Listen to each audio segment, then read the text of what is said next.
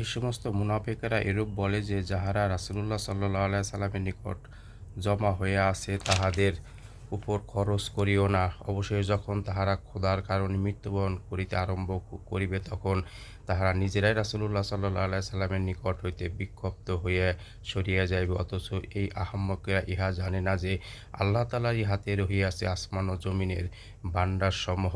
কিন্তু মুনাফিকেরা বোঝে না, তাহারা আহাম্মক এরূপ মনে করে যে, রিজিক তাহাদের দানের উপর নির্ভরশীল।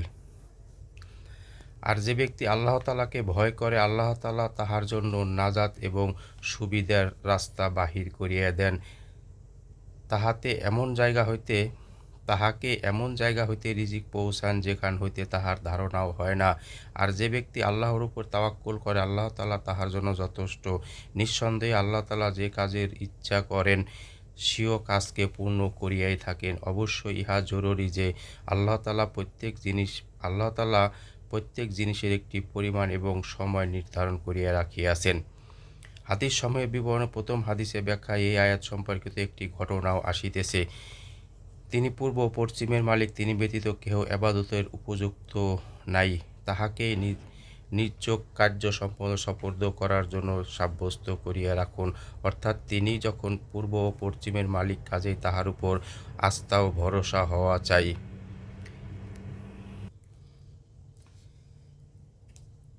আল্লাহর দানের অবস্থা মুসা আলাইহিস সালাম জিজ্ঞাসা করিল, আগুন আনিতে গেলেন আর পাইয়া গেলেন পয়গম্বরী। এখন উপরে এই বিষয়ের উপর তিনটি আয়াত স্বতন্ত্রভাবে উল্লেখ করা হইয়াছে। উক্ত বিষয়ের উপর সংক্ষিপ্তভাবে কিছু হাদিস পেশ করিতেছি।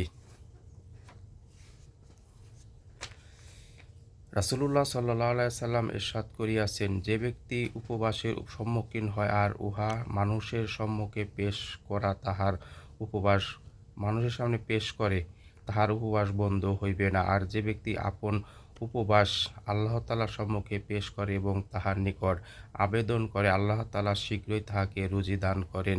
তাৎক্ষণিকভাবে পাইয়া যাইবে অথবা কিছুটা দেরিতে পাইবে। তিরমিজি শরীফ হাদিস। ফায়দা: যে ব্যক্তি আল্লাহর নিকট সওয়াল করিয়া বেড়ায় তাহার উপবাস বন্ধ হইবে। যে ব্যক্তি মানুষের নিকট সওয়াল করিয়া বেড়ায় তাহার উপবাস বন্ধ হইবে না। ইহার অর্থ এই যে, তাহার প্রয়োজন পুরা হইবে না।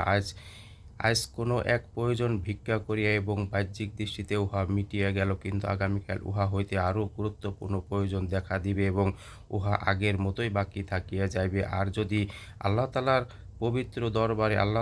পবিত্র দরবারে হাত প্রসারিত করে, তবে এই প্রয়োজন তো পুরা হইবেই, অন্য প্রয়োজনও দেখা দিবে না। আর যদি প্রয়োজন দেখা দেয়, তবে উহার ব্যবস্থা আল্লাহ তাআলা সঙ্গে সঙ্গে করিয়া দিবেন।